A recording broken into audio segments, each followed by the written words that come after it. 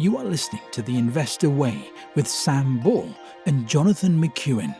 If you enjoy the show, please subscribe and follow us on Twitter at TIW Tweets.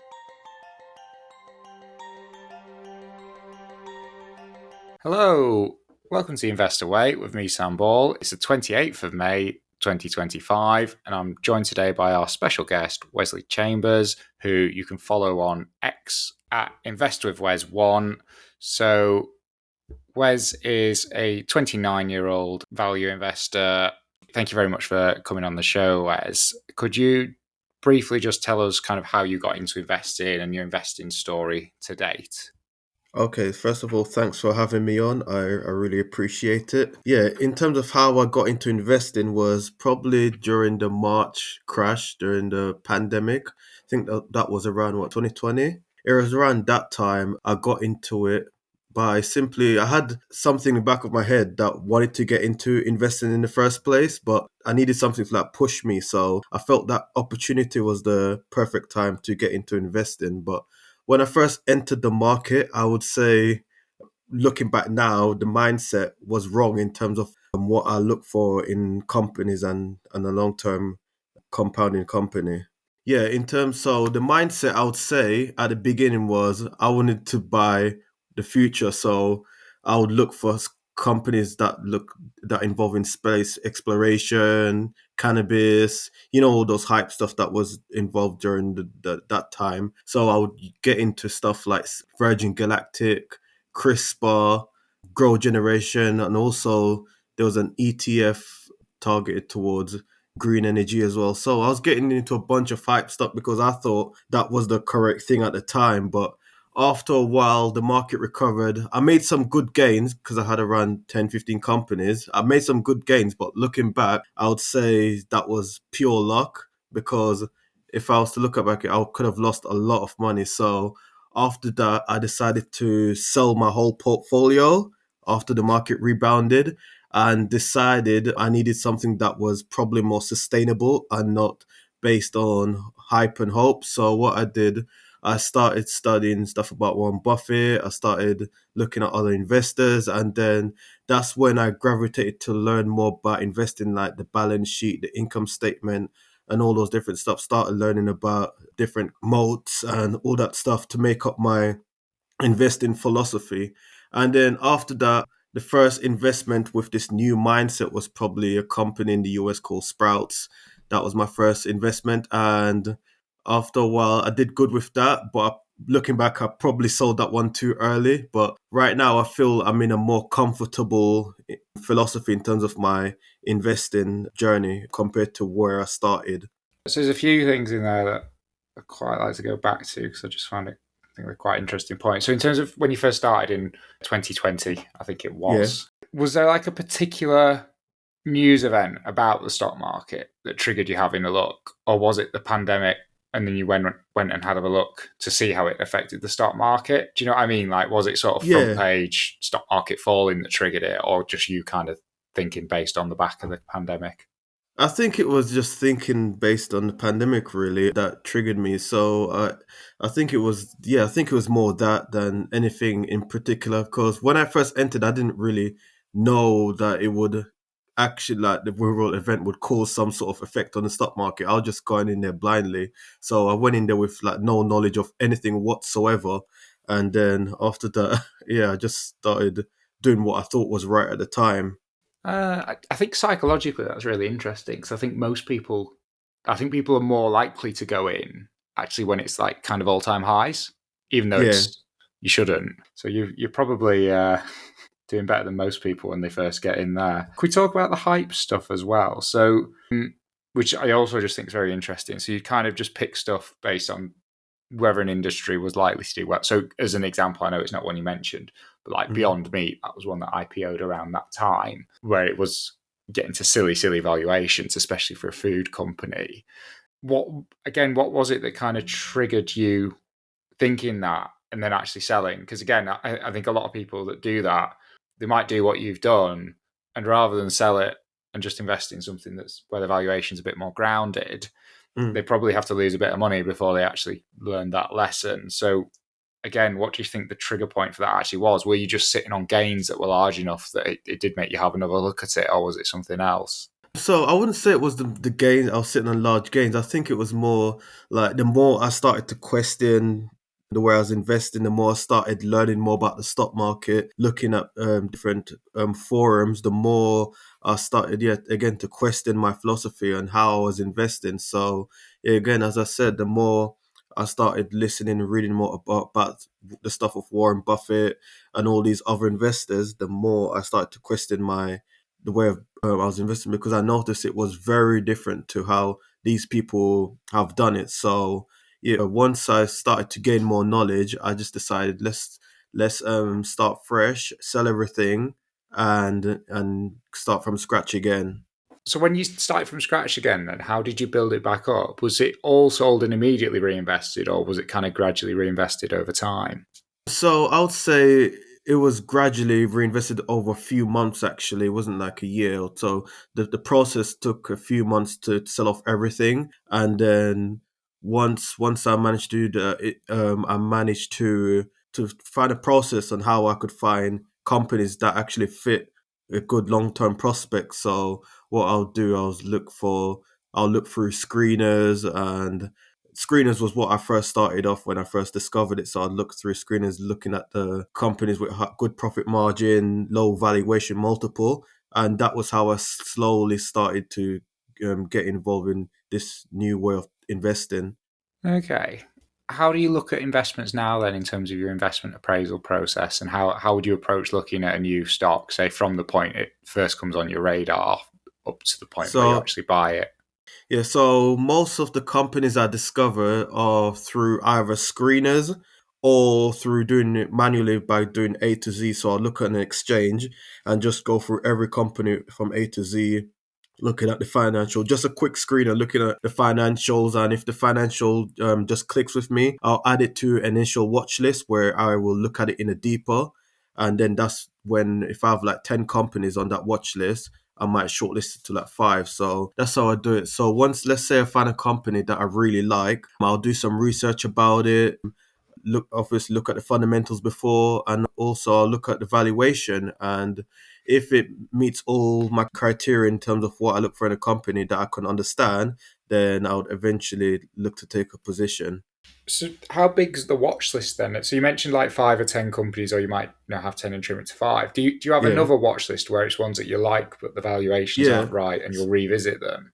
Yeah, so in terms of watch list, it's great that you answered this. So I have a Google spreadsheet. So I have a watch list filled with companies based on different countries. So I have a watch list for the UK, I have a watch list for US, I have a watch list for France, all these different countries. And in those watch lists, it's a table, so I could sort it by the valuation multiple they're trading at. And every now and then, if I have a bit of extra cash and I'm looking for something new, I'll scroll through that watch list to see which companies that I've previously looked at. Some of them might be cheap, but at the time I might not have had the capital to invest. I'll look at the watch list, see which company, and then I'll probably look at it and maybe look into invest in them once I look over them again, to make sure during that time of initially finding them on the screener, nothing has changed in between. So yeah, it's for me. I have different watch lists for different countries. How do you find it then looking at companies that are listed in countries where maybe the primary language isn't English? Does that make any difference? Because I've never looked at investing in a non-English company in terms of language anyway. So for some companies, they do have filings that are filed in English, and even if they don't, there's a way where you can convert their filing into English, so it's more understanding. So if we use France as an example, is that one where they will post an English filing statement, or would you have to plug that into, say, Google Translate or something like it? Oh, so the ones that I'm invested, they have English filings at the minute, Right, so it okay. was much more easy for me. Right, okay. So then in terms of what you would actually look for in terms of the characteristics of the company, is there are there any characteristics they tend to share, for example, like a moat or something like that, or even, just they tend to be very low valuation or Yeah, so for when I look for in a company, I would say I would like the revenue to be growing, the profits to be growing. I would like a high return on invested capital. I feel like the return on invested capital is one that I really like to be over at least 10%, preferably low debt. Also, I like the company to be growing its cash flow. And obviously, the company must have some sort of competitive advantage. And also, the company should be trading at a respectable valuation for me. Okay, so what are the best books you've read about investing? So the best book for me, I like Margin of Safety by Seth Klarman. I think that's one of my probably favorite investing one book to read. I've also read Intelligent Investor by Ben Graham. I've read a few Joel Greenblatt book as well. That's another. He has like one or two books that I enjoy reading. So this next question, I think you've kind of covered it at the beginning, but just in case there's not anything that you kind of already described, are there any other ways from, when you first got in and just kind of bought all these growthy stocks without really understanding them? Are there any other ways you've evolved from there to where you are now, or is that kind of the main things Yeah, already? so from the beginning, I started off with buying all these hype stocks. And then obviously, when I started getting to this way of investing, value investing, it wasn't perfect because obviously at the beginning, you're not going to be perfect. I'll buy what probably would considered value traps most of the time. Well, not most of the time, a few value traps. And then I evolved again to where right now I prefer much smaller companies. So even though I do have companies that are over 50 billion market cap, I do prefer smaller companies below 10 billion market cap. I feel the reason why I prefer it is because I believe us as small investors have some sort of advantage where we haven't got that much competition. So I feel like that's my current stage right now in terms of my investing career. So, what are your thoughts about current valuations in the US compared to the UK? And as seen as your screeners are much more diverse than mine, are there any other countries at the moment where you think the stocks in general are particularly good value? Yeah, so I think the US valuation right now is probably at a valuation where it makes me feel uncomfortable to say the very least. There's not many opportunities, I would say, where I could go all in a lot of these companies, which is why I tend to, at the minute, invest in companies outside the US. So I like the UK. I've pretty much been talking about the UK market for a good 3 years now. I like France is another good market to invest in. China, of course.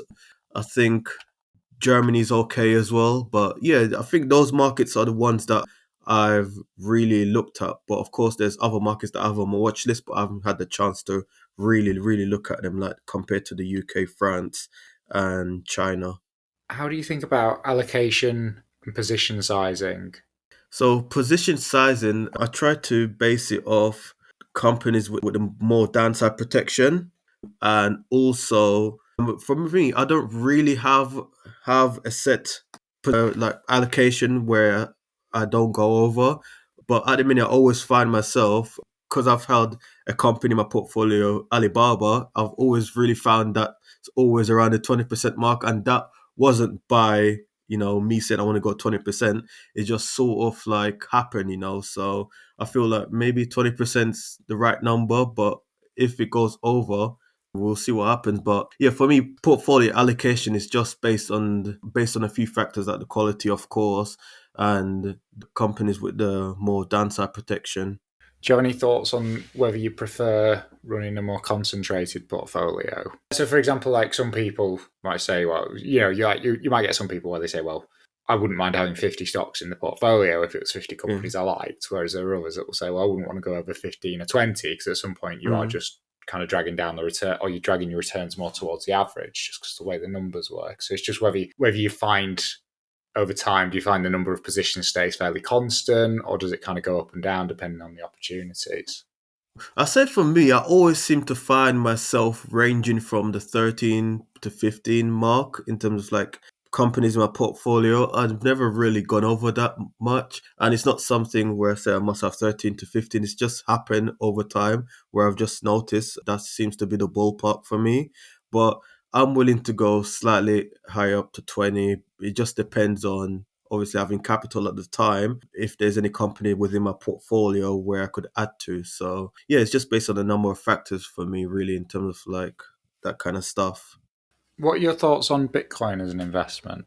So Bitcoin for me, it's not something I would want to invest in probably ever, because I prefer assets that give me cash flow in some sort of form. And for me, Bitcoin is not something that gives me cash flow. It's just based on wants to pay more for it. And for me, I don't really get FOMO that I need to get into Bitcoin because it's at 100,000, whatever the price is right now.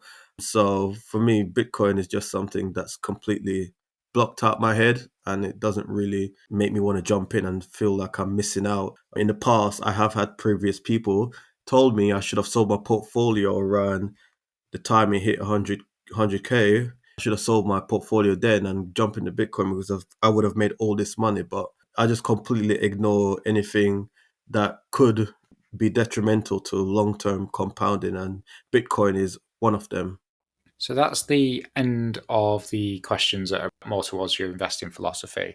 The rest of the questions are kind of more, they'll be more geared towards the actual stocks in your portfolio. So firstly, you've got B&M in there.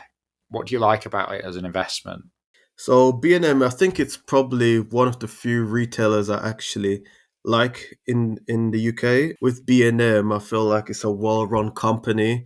It's got a good growth prospect in the future, and I like the capital allocation where it pays a nice dividend as well. And with B&M, the thesis for it is it's going to grow a decent amount in the future because it's trying to penetrate the French market. So the French market is similar to the UK, and over the coming years there should be some nice upside to the company. I feel right now the company is trading at a very good valuation, especially last month or so, where it got really low, below prices we've not seen since the pandemic. So yeah, B&M for me is probably one of the few UK retailers that I really like in terms of like the future ahead for it. I didn't realise it actually dropped that low. So it is one that we cover every now and then, but I'd say we haven't looked at it for probably like a year, 18 months. So essentially your thesis is that the UK, that's fine, that'll keep ticking along, it's pretty saturated, but you are expecting the growth to come from France. Yeah, that's correct. Yeah. Are there any other countries you think the growth might come from? Because I do remember them being in quite a few. Like I think did they have some stuff in like Iberia or something as well? Yeah, they've got a few stuff coming from different, but I think for me the main one is probably going to be France in terms of like driving its future returns in the coming few years. Okay, so could you talk about firstly what Alpha Group International is and where you found it, and then why you like it as an investment? So Alpha Group is a company that I actually found on my A to Z when I was doing my A to Z. It's a company that does foreign exchange and risk management for alternative banking solutions. What I like about Alpha Group is the company culture, it feels like a family. It's well run. They make smart decisions in terms of like acquisitions. And the previous CEO, who actually stepped down, he's the founder. He was probably one of the reasons why I also got into the company. And when he actually stepped down, the stock actually tanked 20% in that day. But at the time, I felt it was an overreaction, so I did buy a little bit more. But in terms of like the long term growth for the company, they did acquire a company. I think it's called Cobase or something. That's going to be driving the future return for Alpha Group. But investors, I feel, are not giving the company enough credit. They feel that it's over earning. And for the past 12 months or so, they've kind of proved that they're not over earning, and they've got value that has not yet to be unlocked. And actually, 2 weeks, 3 weeks ago, maybe, there were a US company actually came to try and acquire them, but I think that's probably not going to go through because they did reject it. And the company did have until the end of this month to come up with a better bid, but so far I've not seen anything to say that there's going to be an improved offer. But Alpha Group is probably, aside from Wise that I know a lot of people like, Alpha Group is probably one of my favorite fintech company that is really under the radar. Not many people know about them. So could you just explain what Cobase is then, the acquisition, and why that you think is going to move the needle for them? So Codebase it enables corporates to manage their banking relationships, and it handles transaction, and a lot of big US companies actually use them. So like Oracle, NetSuite use them, and SAP use them. So I feel that in the future that would help drive Codebase and actually Alpha Group to keep growing, because I feel like a lot of the big US tech firm actually use it as a part of their solution. So in terms of the business model then for the core Alpha Group business, so it says it helps countries manage like the currency risk. So is it basically just allow like countries to hedge in Yeah, terms of that's like, correct. Yeah, yeah, that's correct. It's a more, I would say it's a better quality than a company like Argentex, for example, which have put themselves into trouble. But yeah, for me, when I first actually started to look at Alpha, I was looking at Argentex as well. I was trying to think which one is better. So I kind of went with Alpha Group because I feel that's a more solid company with a bit more track record and good quality management. So yeah, it was between those two when I first started looking at them. okay. So what do you like about IG Group as an investment? So IG Group, I like that they're really capital friendly again. So with these companies, there's a theme where most of them are at depressed valuation, and also a lot of people don't really like them. They just left them for dead. And I do like companies that have good capital allocation, whether that's buybacks or dividend. And IG Group is another one. They're a very diversified company. They have segments like Tasty Works, Daily FX, IG Prime, and what IG Group do is they have legacy brands that manage CFDs, Turbo, and Tasty Trade. And I feel Tasty Trade was an acquisition that they made that were meant to help drive that next growth prospect, but they did overpay. But in recent times, they seem to be getting a lot of value out of it. And with when I first started investing in IG Group, it was because of the previous CEO as well. She was a very good CEO, but she had to step down due to personal issues. And this new CEO that has come in, he's equally as good, and he's helped driving the next growth prospect of IG Group. And I feel with IG Group, it's not really a flashy company that gets in a lot of attention again. It's just a company that will slowly compound in your portfolio over time. And it's a company that I've had for quite a while now. So it's one of my favorites as well to have. Would you mind just talking a bit about CEOs and just how important that is for you? Because you've had a few companies now where you've mentioned one of like the key reasons for holding it as being the CEO, and I think obviously it's like some people look at it more than others in terms of the management. So how much do you look at that in terms of when you're first looking at a company? So, in terms of CEOs, I like CEOs, as I mentioned, that return some sort of capital to shareholder while the price is very depressed. Because when you're looking at these companies that are hated and are trading at really depressed valuation, you want to get paid to wait while the market either appreciates the company over time or yeah. So I like CEOs that do buybacks at the right time, and if possible pay a dividend as well. That would be great as well, just to give you that extra capital in return. So yeah, I like CEOs that also make smart acquisitions, and in my portfolio I do have a few good CEOs, but unfortunately they all seem to step down after I own them and the stock just tanks. So will you spend much time looking at the CEOs prior to investing in terms of how long they've been there and where they've been before, or like what the capital allocation's been in their tenure so far? Yeah, I'll look at like the history. So, for example, if I invest in a company that's involved in retail, I'll look at their track record in the retail, what they've done, previous companies they've been with, and then if they've had that previous experience, that will help me form that investing thesis. So next, could you just talk about why you like JD as an investment? And we're talking about the UK, yeah. UK JD because I think So JD Sports is probably another UK retailer. There's only a few of them that are really good quality, and JD Sports is another one of them. They've so with JD Sports, I only got into them because they actually acquired one of my companies. So I thought, let me just use that cash to buy JD, and JD at the time was trading at an interesting valuation, so it was kind of a win for me. So with JD, they have a long history of just buying up all these sports and apparel retail stores and growing them. And the CEO before, he's got a great track record of giving value to shareholders. And JD is one of those ones that where I feel it was trading an attractive valuation, and it's one where I know I could let it sit in my portfolio for a long time and just let it compound. What was the business that JD acquired that you'd been holding shares in? So I originally held a company called Hibbett Sports. That's one I've held for a few years at the time. And when JD acquired them, I forgot what the price was that they acquired them. I thought it makes sense to obviously sell them and just put that money towards JD. And so far, that's, I mean, I'm pretty much flat on investment, but so far it's been okay investment with JD Sports. So yeah, that's probably one of the only reason why going to JD Sports, because at the first time I actually look at JD Sports, I was actually questioning, are they still relevant? Because I remember back in my school days, JD was the thing. So it was quite hard for me to actually pull the trigger on them at the beginning. But now I feel it's a very, very good company that still has a lot of prospect in it.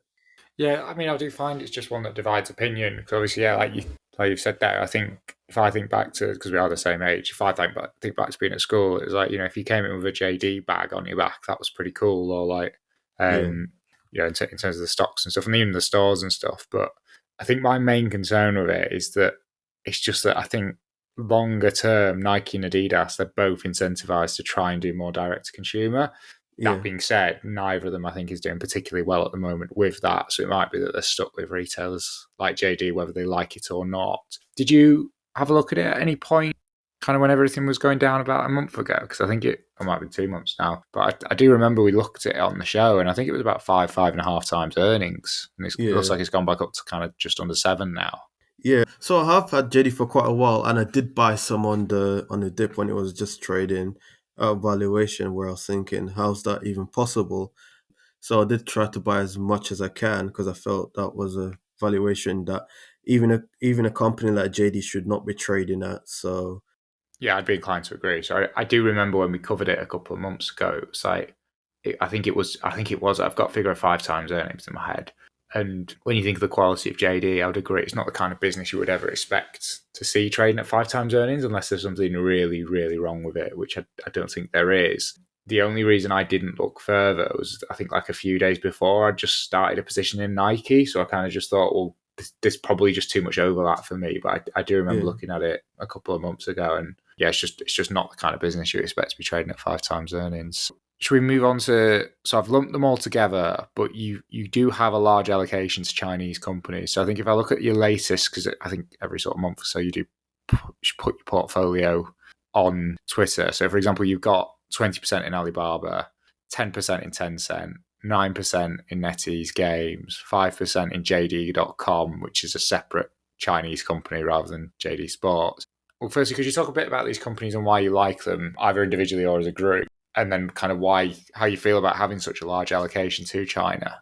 yeah. So I'll probably just group them because I feel like they pretty much share the same characteristic of why I like them. So with the Chinese company that I hold, which are the ones that you mentioned, they tick the boxes of not a lot of people like them, and at the time I've held most of them for over 3 years now, which is probably Baba I've held for 3 years. I think Tencent probably for 3 years as well, for 3 years, and JD for 3 years. NetEase was the one that's I think pretty new in the last 2 years or so. But the reason why I like them is because they not many people like them, and they were trading at such a depressed valuation. And I felt investors are not giving these companies enough credit, despite the political risk. For me, I don't really look at the political risk. I normally look at the company as a separate entity and base my opinion on the company on what they're doing. And if the risk to reward is there compensating what the political risk is, I tend to go in. And for me, I felt that was the moment to go into these companies. They're companies that I like. They're in industries that I tend to understand. So yeah, I've held them for quite a long time, and I feel comfortable. Really, I know a lot of people see the allocation, and they question how I sleep having such a large allocation. But for me, it's just normal, really. It requires a lot of patience.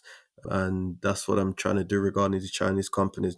Just have a lot of patience because they are doing things that will generate shareholder value, like doing the buybacks and offering dividends and special dividends, which does kind of disprove what investors say, entitled to the cash, even though I do get dividends from some of these companies. Were they spaced out kind of when you bought them, or did you sort of go into them all as a group? Sorry. I think they were all spaced out, but I think Alibaba and JD weren't too spaced out. They were a couple of months apart. I bought Alibaba first, and then JD a few months later, and then Tencent a few months later, and then NetEase was one I bought further because it was a company that I had in my mind, but it's not one that I thought that I was actually going to invest in. But when it got to a valuation that was respectable, I bought NetEase, and I think it might have been I've had NetEase probably for 12 months now. I can't remember, but NetEase is probably the recent one. Were they all found through the screeners then? Because obviously there's some big names in there that obviously you probably wouldn't have needed a screener to kind of have them on your radar. Whereas with NetEase, for example, I'd never heard of it. So were they all from the screener originally, or did they come from different places? So, to be honest, I was actually familiar with these companies anyways. Well, NetEase I wasn't familiar with. I just found it by just typing Chinese companies trading in US, and then NetEase came up. But the other ones, I was pretty much familiar with them anyways, because yeah, it's just the companies that I've known for quite a long time. I've known a few people who use these platforms. So yeah, it was just NetEase that's one that I wasn't familiar with. But when I did look into it, they do have a few games that a lot of gamers tend to play and stream. So you mentioned that they're all listed in the US. You Yeah, also mentioned earlier on that although there is political risk, you kind of think it's offset by the valuations. So you're quite comfortable yeah. with that. What do you think would happen? Say you woke up tomorrow and Trump's had his latest wobble overnight, and he said he's forcing Chinese companies to delist from your exchanges. So I think in that scenario, my guess would be a lot of them would go to Hong Kong, for example, and just list there instead if they're not already dual listed. If that happened, would you be happy to just hold and move over to Hong Kong with them, or would that change your thesis at all? I think, to be honest, I don't think that would change much. I think my shares would probably just be, as you said, converted to Hong Kong shares. I don't mind owning shares in Hong Kong, to be honest, so it wouldn't really change my thesis. The only way my thesis will probably be changed is if something specific is wrong with the each individual companies that I own. Next, again, we'll group these together. Could you talk about Trigano and FDG as investments and how you found them? Because they're both French companies, which you don't see very much from UK investors. Yeah, so I actually own three French companies. Teleperformance is another one that I own. So it's Trigano, FDJ, and Teleperformance. So but we'll talk about Trigano. They do motorhomes and all that stuff. The reason why I like Trigano is they've got a really high insider ownership, which is another thing that I like if it's a thing that happens. They've also got a management with a long track record of just compounding the company by doing up all these acquisitions of motorhomes. And with Trigano, it is a very cyclical company, but it does have a very, very diverse portfolio of companies that does offset that. The reason why I like Trigano is, again, it's great company culture, great management, good growth prospect in the coming years. And I feel the valuation that I picked it up was probably really too cheap for a high quality company of this nature. And once the fear of tariffs and also interest rates goes away, I feel like Trigano should see some nice upside potential because those two risks are what's keeping investors on edge at the minute. And as for FDJ, that's another one. So both of these companies I did find on screeners, just to disclaim that. FDJ, they are sort of like, they're a monopoly in France, and they're actually the second largest lottery player behind Camelot. And with FDJ, they have a natural moat in a lot of aspects. And for a company that's a monopoly and have a natural moat in a lot of aspects, like them trading at less than the average stock market valuation is crazy, because when you look at other monopolies, they do trade at 25, 30 times earnings. So I feel like investors are again not pricing that one accordingly. And the company does have a good long history of positive growth, and that's going to continue as they have set out a plan to try and conquer Europe by getting into different stuff like sports betting, and they are on an acquisition spree. They did purchase a company in Ireland, and they said they're going to continue to do that. And the reason why they can do that is they've got a flexible balance sheet, where at the time they did have zero debt, but they've recently taken on debt to further recharge that growth. And FDJ is not a company that really gets a lot of mention, and I really like them as a company, especially that they have a natural competitive advantage and operate as a monopoly. Yeah, it does look interesting, actually. So I think I'd heard of it before. When you said the French lottery, I'm sure I listened to, I think we're going back 4 or 5 years, but I think I remember listening to a podcast where someone had talked about it. But I've never looked at it since, that being said. But yeah, so it says 15 times earnings, over 6% dividend yield. Revenue's gone from 2.2 to 3 billion. I don't know if it's in dollars or euro. I'm assuming it's in euros, actually. Yeah. Okay. So yeah, it does look decent, actually. My first really high reaction. margin business as well. Yeah, you just get, but I mean, for that kind of growth and the core business being a monopoly, I see what you mean. It does attract. So forward dividend yield of 5.94% as well, which is not bad at all. How do you feel about the dividend yield being so high then? If they're on an acquisition spree, would you rather see that put to work? It's a tough one, really. They do have the cash, to be honest, to do Okay. both. I feel they did take on debt, which is something that a lot of shareholder was asking for. They got it at a really attractive interest rate. So, to be honest, I'm not really bothered, because they do have the cash to do both. They did buy Kindred, which was a really nice acquisition from them. Okay. So, final question. You've got a couple of US retail investments. So, those are Academy and Five Below. It's possible there's another one that I've not picked up. But is there anything about US retail in particular that you find particularly attractive? So, Because obviously you would have had the previous one as well before it was bought by JD. So, it's a decent whack of your portfolio. What was US retail?